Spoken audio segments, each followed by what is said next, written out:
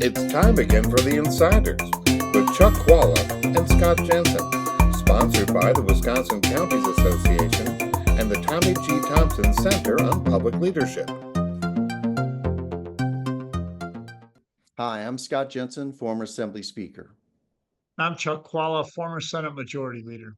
And we're the Insiders. And this week we're talking about the recent audit by the Nonpartisan Legislative Audit Bureau, which found that the University of Wisconsin was not complying with the state law with regards to, from the last budget, with regards to DEI, diversity, equity, inclusion, and that, in fact, they weren't even keeping records that made it possible to see whether or not they were complying with it. So the Audit Bureau has said the university needs to change a bunch of procedures and they need to get in compliance with state law.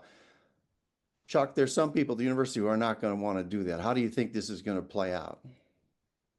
Well, I expect that you're going to see more and more responsiveness from the university because what I've seen is that Speaker Voss is very focused on this and wants to make sure that this is dealt with. And so much so that in the last budget, he actually made sure that they didn't get a budget until they agreed to some things like this.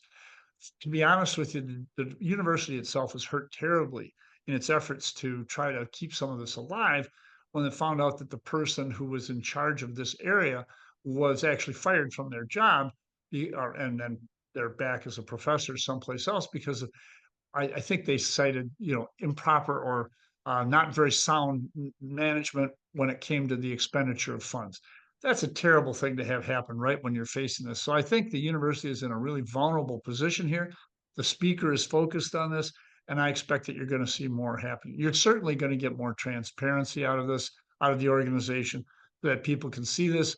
I think that, frankly, having something like the Audit Bureau is a good thing, because it ensures that agencies across the state have to be transparent about what they're doing, and the public gets a chance to see insight. And by the way, the Audit Bureau is really the way that you should go about getting rid of fraud, waste, and abuse in public policy and within agencies. And that's why I think it's a much better way that Wisconsin has. By the way, I want to be fair and balanced here in what I say, and there are a number of people who believe that the Audit Bureau has become weaponized since the Republicans have taken over. And people are not happy with that. I think that we want to get it back to a point where the Audit Bureau is seen as truly independent and nonpartisan. With Scott and I remember the history of this and some of the people who were just famous in a real positive way for the way that they conducted this on a nonpartisan fashion. The legislature needs that. The governor needs that. And I think it's important that we have that. I do think DEI is going to be something which is going to get greater scrutiny, and I think you're going to see greater transparency about it.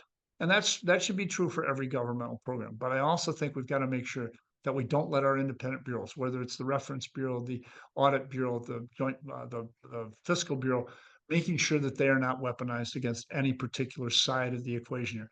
But transparency, honesty, good thing. Well, and there's going to be more pressure coming to the university from the federal level as well. We're seeing it at other universities all across the country.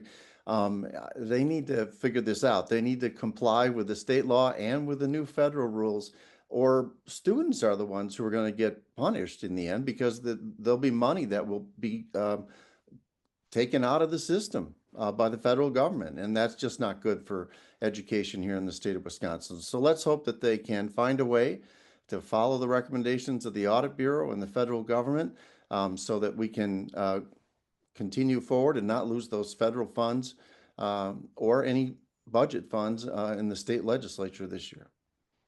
Let's hope it happens. We'll see you next time. You've been listening to The Insider with Chuck Chvala and Scott Jensen, sponsored by the Wisconsin Counties Association and the Tommy